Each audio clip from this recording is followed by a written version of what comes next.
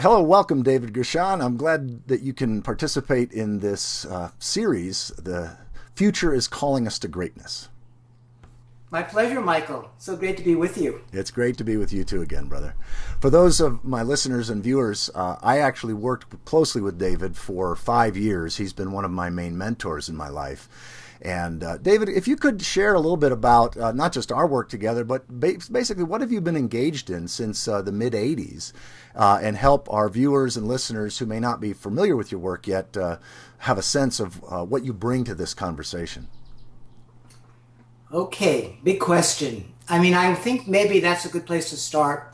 What are the questions that I've been holding in my life, and how have they moved into form?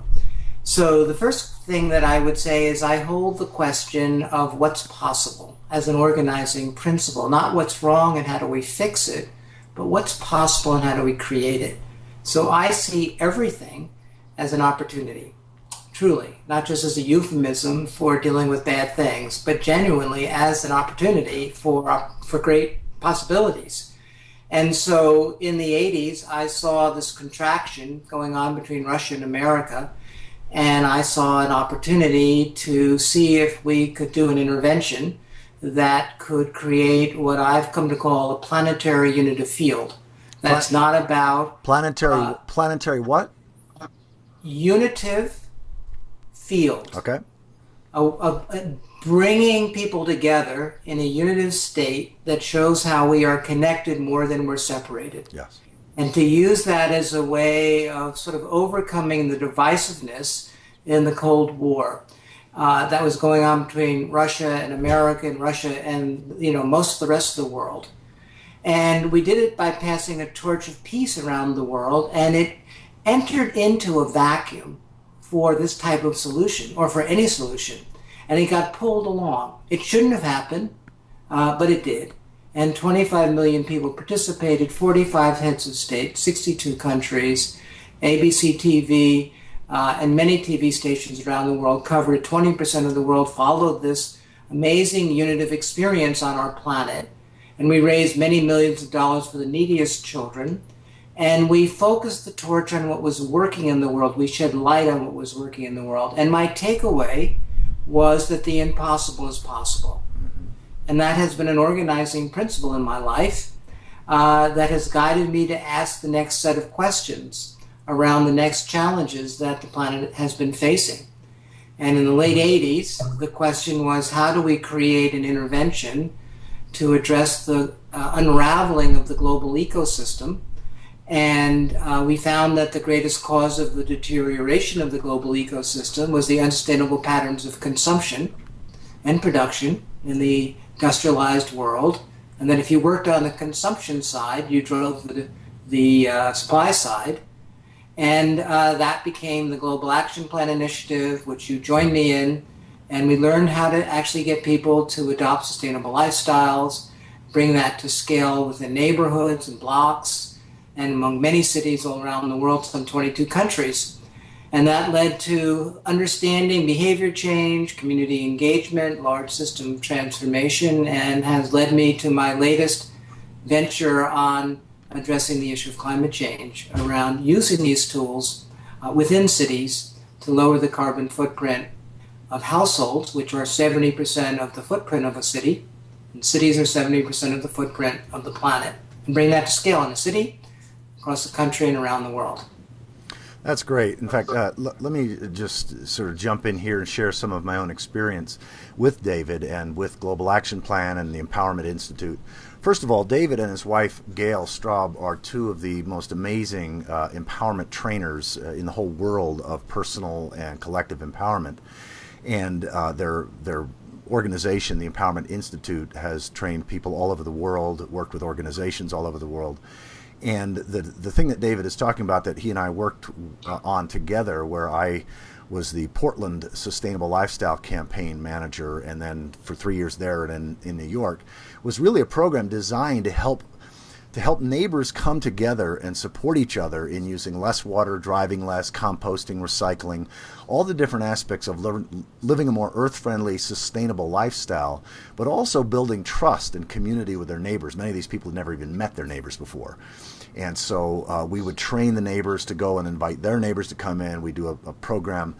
And the genius of this program was that, we've known, most of us personally for a long time, that behavior change, habits don't change just because you intend to have your habits changed or you would like your habits to change. Typically, habit change requires at least two things: peer support and accountability. And, when you're meeting with your neighbors in, 3 to 5, 7 households within a several block radius for 4 to 6 months, going through an eco team workbook, and every time you meet, whether it's every other week or whatever, or once a week, the day or two, what's happened is the previous time you say, okay, out of these 12 actions or 14 actions, my wife and I are going to take this, that, number 1, 4, 5, 6, and 9. And then you've got to meet with your neighbors the following week or 2 weeks later, or a month later, however long you meet. And what invariably happens is you realize a day or two before you meet, it's like, oh man, I got to meet with my neighbors. And it's that boot in the butt that most of us need to follow through on the things that we say we're committed to. And one of the things that I found really inspiring, David, about your work with the Eco Team program and then the Livable Neighborhood program and others, the carbon work that you've done since, is that, as we learned, a couple decades ago, that there was a sticking power, that there were surveys that showed that years after people had gone through the Eco Team program, they still kept with the behavior changes because they had been committed in a direction. And so when new opportunities arose for them to lessen their carbon footprint or live more sustainably, they often took those.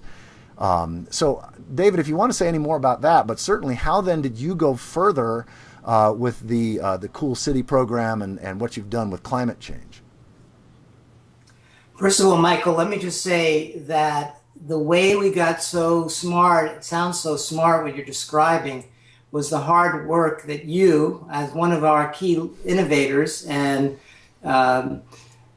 just putting your shoe to the shoe leather to the ground helped us create. So I remember many conversations on iterative learning, on, oh, that didn't work, let's try something else. What's the best script? How do we get people connected? Neighbors. Oh, wow, neighbors, that's a great piece, because now they have this other bond. They want to know their neighbors. So we're smarter because of your help, Michael. So I want to just acknowledge you on that. Thank and you. Also great to hear you haven't lost your touch.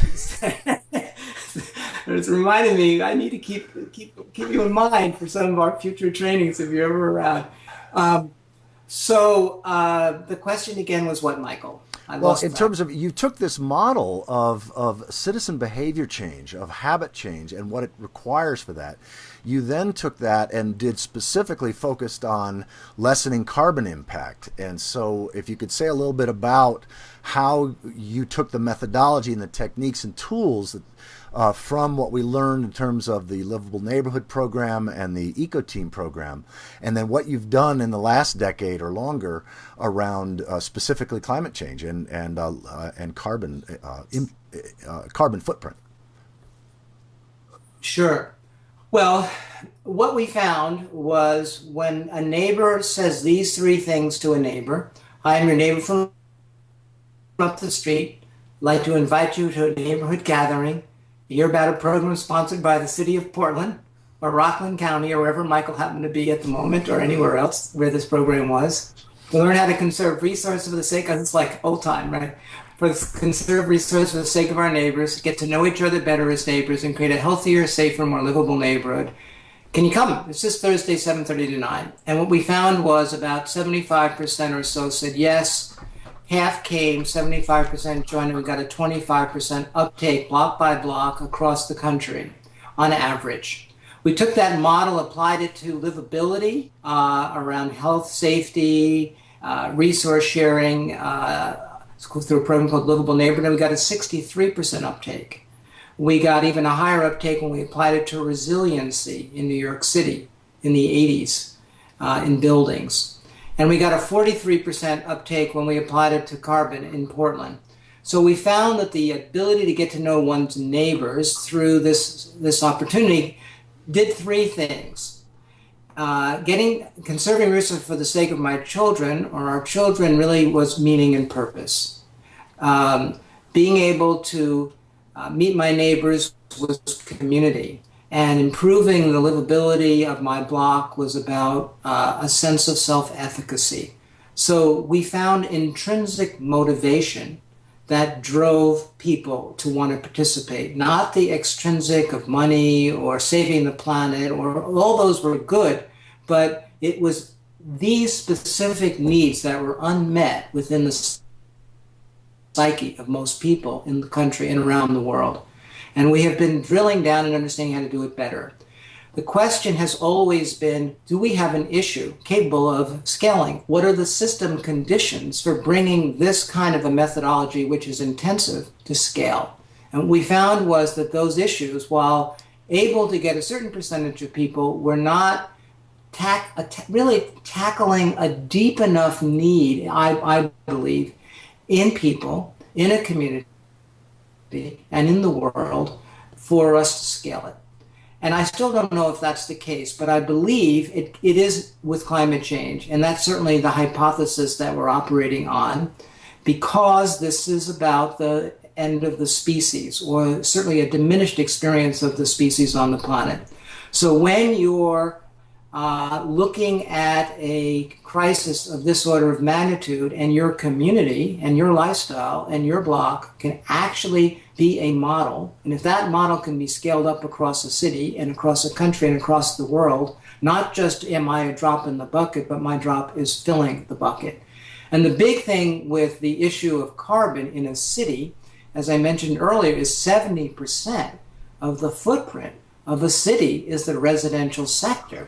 70% of the footprint of the planet are cities. So if you can bring this to scale at the residential level, and bring it to scale within a city, and then bring cities to scale across the country and the world, you actually have a game changer. Yeah. And not only that, as we learned earlier with Sustainable Lifestyle Campaign, and as my earlier quote about unsustainable consumption, this is the demand side, and it drives the supply side. So it builds demand for new technologies, for political legislation to be implemented or to be sustained if it is implemented, and for new markets to be built. So it's the supply side meets the demand side, a whole system solution, and it also makes your block a better place to live, more resilient. So we've integrated, Michael, all four of those programs.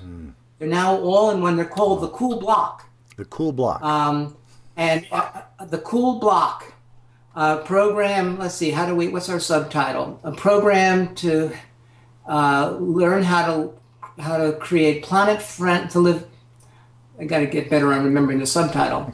A program to live more planet friendly, disaster resilient, and community rich. I like it. So that is the nature of how we're doing the intervention. We've got 5 cities in play: San Francisco, Palo Alto, San Rafael, Davis, and Sonoma, who've signed letters of intent. We're raising the funds right now to put it together. And we believe, and we have great partners, Stanford, Lawrence Berkeley Labs, doing the research.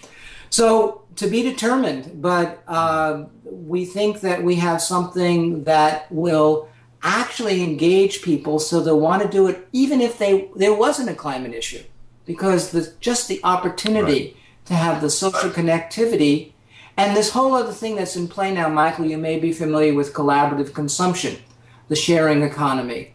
Yeah. We're activating that. So we're tapping into the social zeitgeist once again at a deep level that transcends just the crisis. But the crisis actually, I think, gives us the power to bring something like this to scale. Yeah, that's fabulous, David. One of the things that I've appreciated about your work and your approach, and still do, obviously, is not only the focus on what's possible here. I mean, that's been one of my mantras actually for now, I can't even remember how long, decades. Whatever's real is just real. I can't change that, but I can interpret it in ways that move me forward and move us forward, whatever groups I'm participating in. And so that mantra of, okay, here's what's real, now what's possible, is one that you've been perhaps my most significant older brother on the path with regards. And so I'm curious to hear, and part of this is just sort of personal interest, because it's been a while. You and I used to catch up once a year or so, and it's been actually a few years since we've done that. So I'd love to hear where, sort of where's your growing edge? Where's your and Gail's growing edge in terms of your own work? I mean, you just shared obviously some of it in terms of these, what you're partnering with these various cities in terms of the Cool Block program. Anything in addition to that you'd be willing to share? Well, let me say something about that issue and the climate issue and my growing edge around that. And then we can talk about my growing edges at large, because they are often aligned, because my life is so connected with my service that most of my growing edges show up in my service, which is how I actually grow, because I take on challenges that are way over my growing edge, and it forces me to grow to get to be able to achieve or move forward these big visions of, can we, we have been having a conversation with Deepak Chopra around some of this work. He wants to help raise some funds for it. I'm very grateful for it. And his whole interest now is life extension. So we were thinking life extension micro and life extension macro.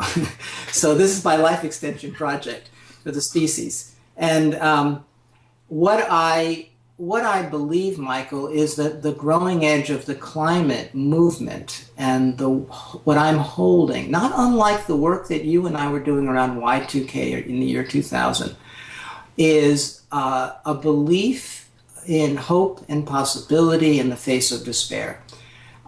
Because the biggest threat we have, I believe, is climate fatalism. And as soon as one steps into climate fatalism, then one closes down action. And if one of my beliefs, and the first Earthfriend taught me, which was a catalyst of hope, is that if you don't have hope, you don't act. Or if you do act, you don't act with conviction and you don't get any traction. So what will allow people to feel hopeful that we can actually address it and transform climate fatalism? And part of that, Michael, in my judgment, I don't believe that the climate change issue is an issue of just pure, climate. It's an issue of our social change knowledge and our strategies for change itself, and our paucity of knowledge of how to go about social change. So climate fatalism is also a lack of understanding how one could, in fact, get this issue scaled, how one could get climate action brought to scale. Because if they just work with the current models of social change, it's very difficult to see how we get from here to there. But if they start to understand what I call social change 2.0, we have a whole other framework that people can operate from. Yeah. Wow. There's actually several things that I just took notes I wanted to sort of go further on. One of them, obviously, is I want you to say a whole lot more about Social Change 2.0, as your book on that topic goes into great depth about. But also, I just want to say, because I didn't say before, and I want to make sure the viewers or listeners get a chance to hear me say something about it, is that because I was having a conversation with somebody 8 or 9 months ago, and we were talking about various resources, things that we've watched on YouTube, or movies that we've watched that gave us a shot of hope, that gave us a shot of inspiration, of possibility. And I reported that one of the videos that I have seen half a dozen times or more, that every single time I've seen it is that deep shot of hope and inspiration, and it's mythic, is the video, the 15-minute or however long it is video that was created about this torch relay that you and your wife organized in 1986, because it was so. There was something about both the the scale at which how many people participated in countries and heads of state and the Pope and a whole bunch of, and the media, but also the symbolic nature of passing a torch from person to person around the world with the vision of inspiring peace and a vision of inspiring by lifting up what's possible, what different communities around the world are doing that's working, giving people a sense that it's not just sort of the bad news, but again, coming back to that, okay, yes, there's real challenges, but here's what's possible, and here's what's possible in all these different locales. And I, to this day, will still consider it one of the top 2 or 3 most inspiring videos I've ever seen in my life. Is it up online Bless you, on Michael. YouTube? Thank you for those kind words. Well, is it up online? Can people access it from your? Yes, they can. I mean, if they go to empowermentinstitute.net, there's a section called Societal Empowerment, and it's under A Dream for Our World. It tells the story of the First Earth Fund. It has the video, it has photographs, and a lot of other things, including 7 actions to change the world that grew out of that many people use to translate that into what can be done in their lives and in their communities. That's great. That's great. Now, the second thing I wanted to come back to is this whole notion of climate fatalism, because I love it. I've never actually heard that languaging of it. One of the other conversation partners that I've had in this series is John Michael Greer, who writes a lot on peak oil and a whole range of issues in terms of our relationship to the planet and that sort of thing. And he outlines in a way that I think is very compelling. He's just a brilliant writer. But he outlines the 2 mythologies that he claims that probably 75-80% of Americans are stuck in. One is the myth of perpetual progress, that there's no need to be in action as an individual, because things are going to just keep getting better and better. The other also keeps people from being in action. It's the myth of the apocalypse. There's no need to be in action because the whole thing's going to hell in a handbasket, soon anyway. And both of those are, in a way, climate fatalism, but in different ways. One, you wouldn't call fatalism because climate, sort of optimism or whatever, that somehow, technology will save our ass, or, we'll figure something out last moment, Hail Mary pass or something. But your work has been, as John Michael Greer also tries to keep people in that place of that our actions make a difference, and our actions as individuals make a difference, and collectively there's certain things that we have to take on systemically. There are certain systemic design flaws, is the way I've come to talk about it, that where our society and economy and ways of doing governance actually make it really difficult to do the right, just, ecological thing, and really easy to do the unjust and unecological thing. So we've got a system where the cheaper, easier, more convenient thing to do is often the wrong thing to do, and we need to shift that. That's why people working on the design side of things, I think it's so important. So please share anything and everything you want to about Social Change 2.0, as this is a different model from what many people have been thinking in terms of how to go about making change in the world that's going to serve all of us. Yes, thank you, Michael. One of my laments over the years as a change agent has been watching people try to bring about change, bump up against how difficult it is, and throw in the towel and become a wounded warrior. And cynical even, because they say you can't change it. And then they look for the causes, and they're often some good source like the broken political system or corporations or what have you. But in fact, in my judgment, it's the social change model that isn't able to deliver against the needs that we have right now. So I would say, here's how I see the world, the state of the world. I see the world through social systems, the education system, the financial system, the political system, you name it, everything, the political system in Washington. These are social systems that have been constructed by us, consciously or unconsciously, sometimes some consciousness, some unconsciousness, but it's what we've got. The state of problems that we face are much greater than those systems are designed to handle. So those systems now are in deep states of stress and oscillating or perturbating, that is to say, fluctuating between the stability and instability. We see that in many, many cases. Or they have already gravitated to dysfunction, like we see in Washington. So nothing can get done. So when a system reaches that point, from a systems point of view, then what happens is that either they break down or they can break through to a higher level of performance and social value, which in systems theory is called second order change. And my book, Social Change 2.0, is how to further social change 2.0 interventions or second order change interventions. What I described with the Cool City Challenge is a second order change intervention. Most of everything that I've been doing and we've been doing together from a systems point of view is a second order change intervention. So let me describe social change 1.0 and compare it with social change 2.0. That'd be great. So social change 1.0 is the current way that most people thinking about climate change are trying to solve that issue or address that issue. And it's what is currently causing so much consternation. And those are pass a law, but unfortunately we can't pass the laws because the system doesn't enable it. The political system is broken. So that's a catch-22. Financial incentives, which is a subset of pass a law because laws often have financial incentives to motivate people, but we find that the financial incentives are not getting the job done. California spent $300 million trying to get retrofits, home retrofits, and they got 5,000. That was about $75,000 a retrofit, just to do a retrofit. So they weren't able to get financial incentives. We're not motivated by classical economics. We don't make utilitarian decisions. It's more part of this, what's called behavioral economics. We make decisions for behavioral reasons. So that doesn't cut it. The third one is social protest, as in Occupy, as in so many of these others. But that's basically saying no to something. It doesn't really say yes.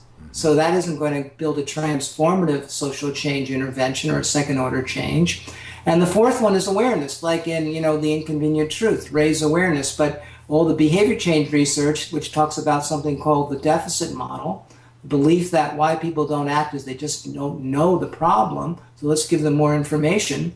And now they have tons of research, and they call it the deficit model, does not actually get behavior to change or anything to change other than awareness raised, which often then leads to paralysis because people don't know what to do. So that's social change 1.0. It's designed for incremental change. The change that's required is transformative change. So enter social change 2.0, which is a whole model, which would take more time to explain, but it's in my book and it's a 5-part model. But it's fundamentally based on the premise: if you can't pay people to change, if you can't force them or command them to change, if you can't cajole them to change through protest, and if you can't educate them to change through knowledge or information, what's left is empowering them to change because they want to, exactly. Which is about a compelling vision that pulls them to see a better way and the tools to enable that. So at the heart of this is an empowerment strategy, the knowledge on how to scale a transformative intervention, the ability to get a whole system together so all the parts are now working in relationship to one another, the public, the private, the civic sector, which you saw in action in Portland and Rockland, being able to get knowledge on how one diffuses an innovation and brings it to scale, and the ability to understand how to design and implement a transformative social innovation and iterate it, which is what we did together. All that makes up the Social Change 2.0 framework, which can be deployed at many levels around any issue because it's a pattern language. You don't have to just do it around climate change. That would apply to any one of the issues in any of these social systems that are currently facing dysfunction. Yeah. That's great, David. That was a good overview. I'm wondering if you could take that model and specifically go a little bit deeper into, I personally consider the single most important systemic shift that needs to be made is the need to institute a revenue neutral carbon tax, or a fee and dividend is what James Hansen calls it, but basically where the products that cause, well, first of all, the producing of carbon. So every year, what it does is it sort of aligns the incentives both at the uh, uh, supply and demand side of things, but that it helps us move in the right direction. And so, if that's true, that this is one of the, if not the single most important systemic action that needs to be done, and somebody were to just get fired up about this social change 2.0 model that you're offering in your book, they read your book or they listen to this interview, how might they help further this? What would this social change 2.0 model offer in terms of that specific problem or issue or design challenge? Let me also suggest something. Social change 1.0 is not in opposition to 2.0. They're meant to be synergistic. Every solution has to ultimately work the whole system. So in California, where we have chosen to put our work, there is a financial incentive. There are legislation that created the financial incentives. They have a carbon. What do they have? It's not that particular thing, but they have it's like a version of cap and trade kind of thing. Yeah, cap and trade. Yeah, cap and trade. And there is a carbon tax in British Columbia. And so there's a variety of models. There is cap and trade in Europe. What we find is that it by itself is not a silver bullet, but it helps the whole system. So we go to California because they are going to be investing $1 billion a year from those revenues in being able to address climate change, but they're still not getting people to change. They have the incentives now in the right place as opposed to the wrong place. So 1.0 by itself, given that transformative social change is required, is not enough. But it's seemingly low-hanging fruit because it's so logical, but it's actually higher hanging fruit than one might imagine because the politics are so difficult. So a solution that is a great solution, but that can't get traction to be implemented because of the politics, describes why the 1.0 system struggles to get traction, even though it's a great idea. Now, that's not to say that it can't get traction state by state, and early adopters might not pick up versions of it and then eventually get it to the national level, and that's what's actually happening. Versions of that are occurring in Massachusetts and California and so on.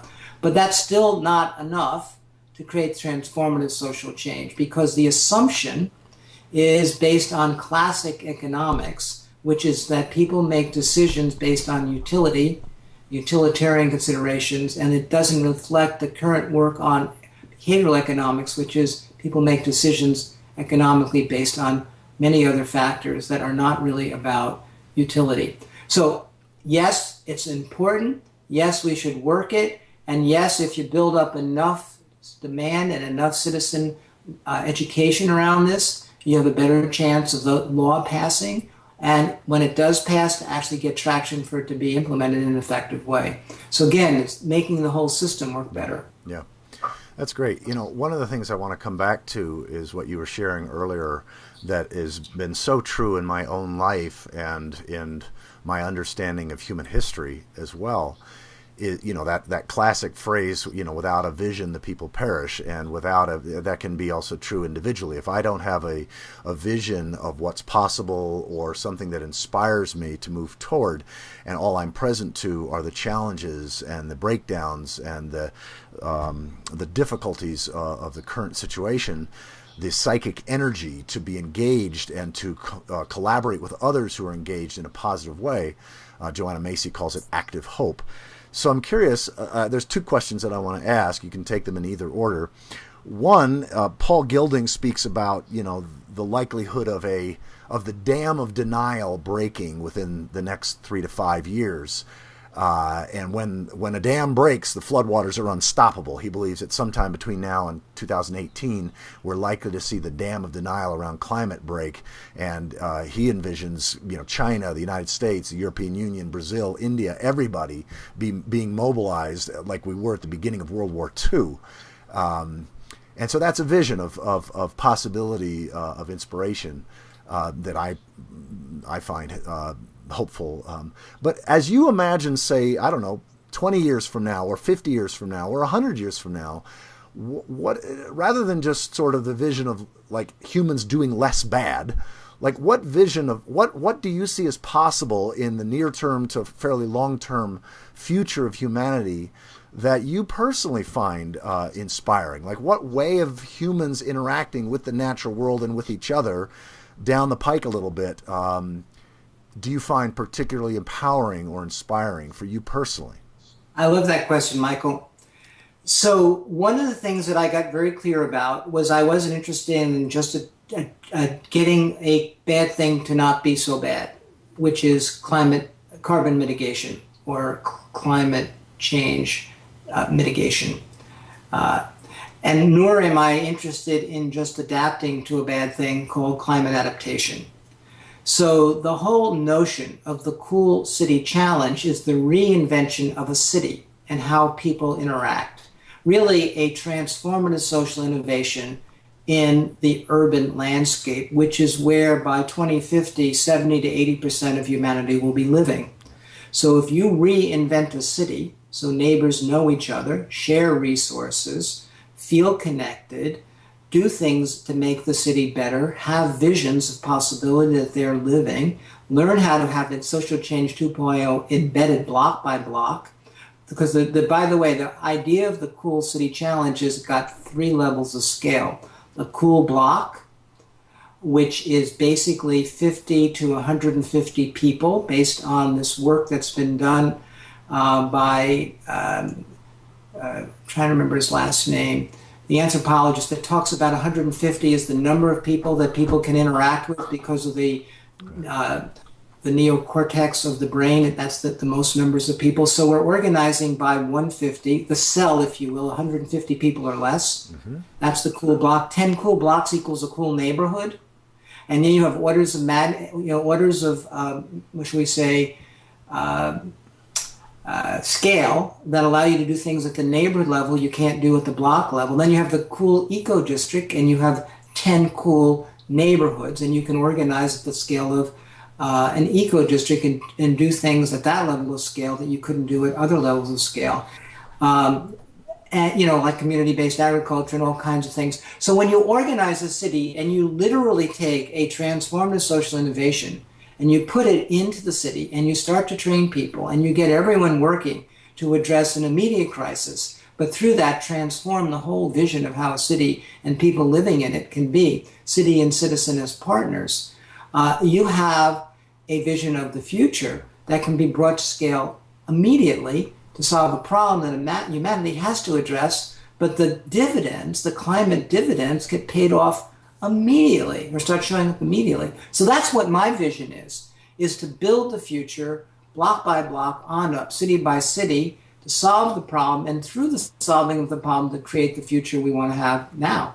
Yeah. I mean, what I love so much about that vision, and I align with it wholeheartedly, is that these are the kinds of transformations of blocks, of neighborhoods, of cities that would be and are supremely healthy for both the human and the non-human components of that bioregion, whether climate change was an issue or not.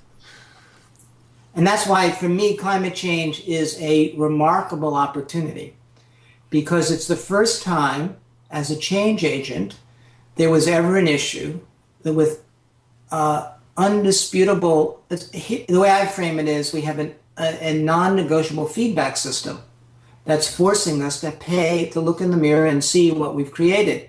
Up till now, you can negotiate the feedback system and say, well, that's, people in that part of the world or this or that, but it's all of humanity and it's the evolution of the species. So it forces a forcing function. In certain worlds, it's called a force multiplier, because it's forcing us to actually multiply our action and our investment of time and resources.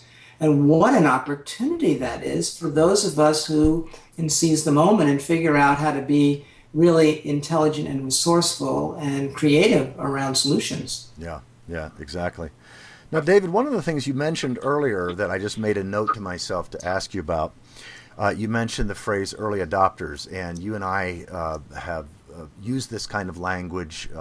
Everett Rogers has innovations, or what is it, social diffusion theory. So if you could just say a little bit about that, because the reason why I ask is that so many times in my experience, individuals and groups try to convert or make a difference with the most challenged or resistant populations, and we found through social diffusion theory that doesn't work. And so could you just briefly introduce that model and why you really want to be preaching to the choir? Well, Michael, it's such a pleasure. We learned a lot together. And Everett Rogers really transformed my whole way of thinking about social change. So Everett Rogers is no longer alive, was a social science researcher out of Stanford, and his area of interest and research was how innovation diffuses, whether it be a new seed strain for farmers, a new medicine for doctors, family planning, or new technologies. He observed that there is four groups of people that respond to an innovation, and there is a process which is catalytic at a certain percentage of people participating in the innovation. So he called the first group of people the early adopters, and they have two characteristics. They seek out the new, and they have a high tolerance for experimentation. And you might be an early adopter for one thing, but not for another. And that represents about 15% of the population. And what he found was that if an innovation is capable of getting to about 15%, or it could be less, 10%, within a population, whether that be a block or a neighborhood or cities within a county or counties within a state or states within a country, we're watching this now with all the legislation happening around gay marriage, right? We hit the tipping point. It's almost exactly 15%, and now it's tipping. So it's actually tipped because it's beyond 7 states. Yeah. But the idea being that at that point, if the innovation is capable of diffusing, and most of them are not architected well enough, it starts to hit a critical mass point and it diffuses on its own to the next group, or the early majority, the next 35%, who are the belongers, who aren't the risk takers, but if something is proven, they'll join in. The next group is called the late majority. They will hold off as long as they can.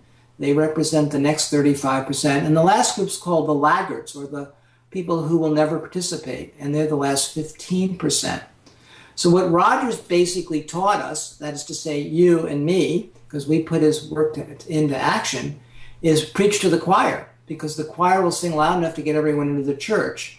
But what most social change agents do is fall victim to this belief, which is don't preach to the choir, and then they have some pejorative term to say who they're preaching to, and they basically are reflecting the late majority or the laggards.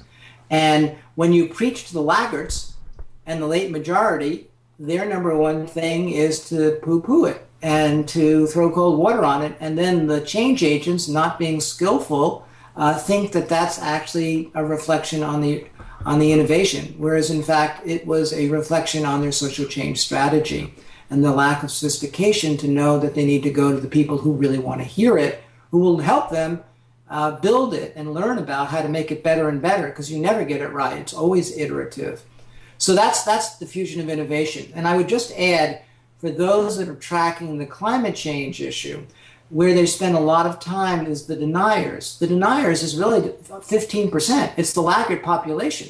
So they'll never participate. And for us to try to address the laggards is just, again, a lack of sophistication of understanding how diffusion works. So we have to go to the early adopter cities and the early adopter states. When we see polls, it really has to be by the places we're trying to get to do it, not by a whole national profile, because then you have everybody in that profile. And it's not like you're trying to do something nationally. You're trying to do it in place, at least for our work. So it's really important that people understand. This is why I say climate change is really a social change issue. If people try to affect climate action are not sophisticated in social change, and they keep using tools that are not that effective, and then they say the world can't change, or they become climate fatalists, that is to say, those who hold that have to look in the mirror and say, well, what am I doing? And can I do it better? And what's my theory of change? And what data do I have that says that theory of change is effective? And if it's not working, what can I do better? So it's really upgrading our own understanding about social change. And if we don't, then we suffer the pain of constant rejection and blame it on people, whereas it's more often than not us, the change agents. Yeah, yeah, that's great. One of the things that even complicates things further with regards to this issue of climate change is that I read a book not too long ago called Merchants of Doubt.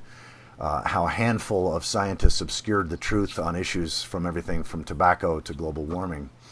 And it's really about, in addition to the psychological dynamic of, being a late majority or laggards, you've also got a situation where you've got a multi-billion-dollar industry, coal, oil, and gas industry, that are working with, scientists for hire and the same PR companies that confused the issue for 50 years. I mean, we now know there are internal documents that prove that the tobacco industry knew in 1962 that tobacco could, cause cancer and many other problems, and yet they successfully confused the issue so that legislation wouldn't be taken that would cost them money.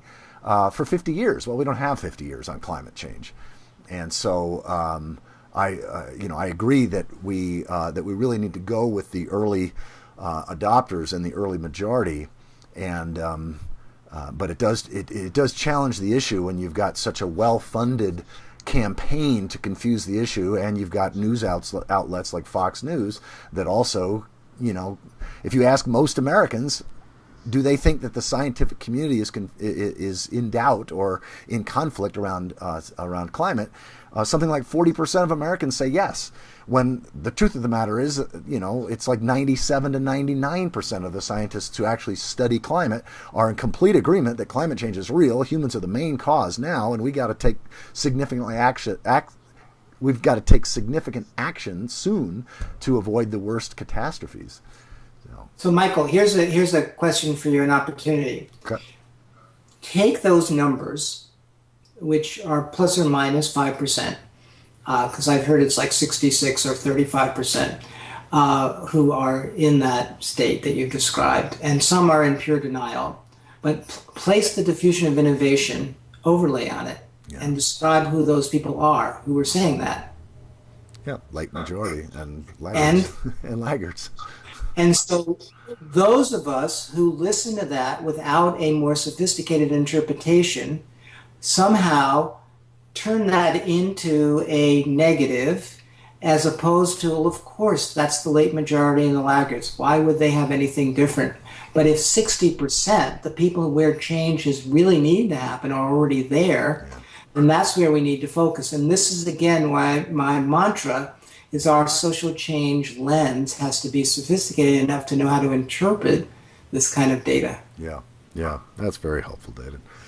Now, there's one thing I want to ask you about personally, if you could just share, and I happen to know this just because you've been a friend and mentor for decades, but it's something that I think a lot of people who are listening to this or watching this could be inspired by. And that is that, one of the issues that people ask me a lot about is, what about the population issue? And my response is, I'm not sure that we really have to. I think nature is going to take care of that. I think we're going to see some serious drought. So I don't think we need to focus on that a lot individually. And yet you and Gail made a very conscious decision earlier on in your life, and even did a ritual to honor the choice to not have children and to make your legacy, your mission, your child, your baby. And so I'm wondering if there's anything you'd be willing to share about both that choice, but also the way that you ritualized it, and because I think many would find that helpful. Sure, Michael. Well, I would say I can't claim that we were trying to reduce the population on the planet as much as it was a choice about where we felt our energies needed to go.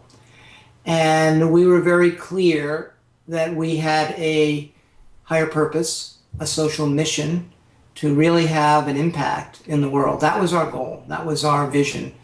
And we realized that we would put a child at risk of not having the attention and us being diverted from what we felt was our social mission So we decided to consciously not make that choice of having a child, but instead to make the choice of the earth being our, and humanity being our uh, intention or child, if you will, for use of that creative energy. And we literally went through the 18 years of that child's life that we would not have spent raising that child and what we would do with that energy over those 18 years. And it was a very powerful ritual. It brought profound closure to an issue, particularly for Gail, because as a woman, it's even more profound to sort those issues out. And it's been inspirational to many women who've tried to figure out how to make those choices for different reasons, not just for the sake of the population issue.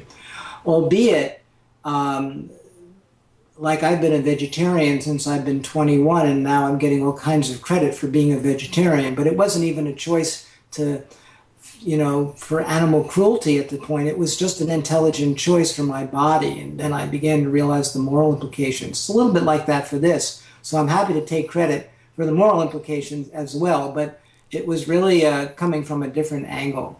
But I think the more important issue is the idea of consciously choosing and building clear intentions for everything we choose to do. And I think from an empowerment point of view, I think that may be valuable to some people.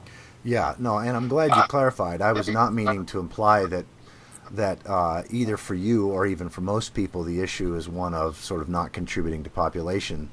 One of the things that you and Gail have, that Connie and I have, and I wish it for everyone, is a mission partnership, a sense of deep alignment of values and priorities and commitments. Connie and I share this sense of life purpose, like what we're here on the planet to contribute, and it's really a legacy consciousness that is as strong as any sense of legacy around biological children. But for us, it's not biological children. Now, fortunately, I was able to and was blessed with 3 children with my first wife, so I do also have that sort of biological legacy. But I know for really since 1988, when I was first introduced to Thomas Berry and Brian Swim and this whole Miriam McGillis, Joanna Macy, this whole epic of evolution, what's now called big history, conscious evolution, the way Barbara Marx Hubbard talks about it, that I wanted to contribute to the furthering of evolution in healthy ways. And with Connie, I just have never met another human being, male or female, that shared all of this. And you and Gail have been one of those sort of, again, older brother, sister on the path in terms of mission couples. And I just honor you and appreciate the role that you've played, the model that you've been, the both of you have been for that, on that topic for Thank you, Michael. Thank you, Michael. Appreciate that. Cool. So, David, anything else that you'd like to share just in closing in terms of how or where you find inspiration, the sense of the future is calling us to greatness, and then where people can learn more about your work? Let's see. Well, let me tell you where people can learn more about the Cool City Challenge, coolcitychallenge.org, and they can learn more. There's a 6-minute video on the website that tells the story of what we're trying to do and a lot of information and background. So if anyone has interest, they can go there to learn more. And,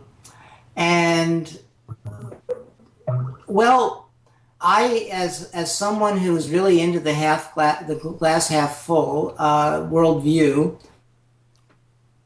I see us living in a time of abundant opportunity for anybody who is seeking meaning and purpose in their life to contribute, because the world is in need. The opportunity also invites people to use it as a path of spiritual growth, because it demands that one grow at every level to be able to play skillfully in whatever space they want to engage in. It's also a call to being smart around social change. And one other thing that might be of interest to people is that on my website, this is the empowermentinstitute.net website, there are study circle guides for people that want to use the book in small study circles to take on an issue. Because at the end of each of the chapters are 5 questions that people can answer around their social change project. In fact, I have a master class that I'm going to be leading this fall on social change 2.0 and behavior change and community engagement. So they can learn more about that on the homepage of my website as well. And we have lots and lots of programs that people can learn from. But the main thing is hope, belief in possibility, and stepping in to these opportunities that are abundant for all of us who see life as one of contribution and making a difference. Yeah, great. Well, David, thank you so much for this conversation. As always, every time we talk, I'm just find myself more and more inspired, both by your work, but also the way that you approach social change, the way you approach global transformation. And so just deepest love and blessings to you and Gail. And I look forward to seeing you again, hopefully in the not too distant future. Michael, what a pleasure. Thanks for the invitation. Great. Thanks, And David. good luck with this series. Yeah, thank you. Bye. Okay, bye-bye.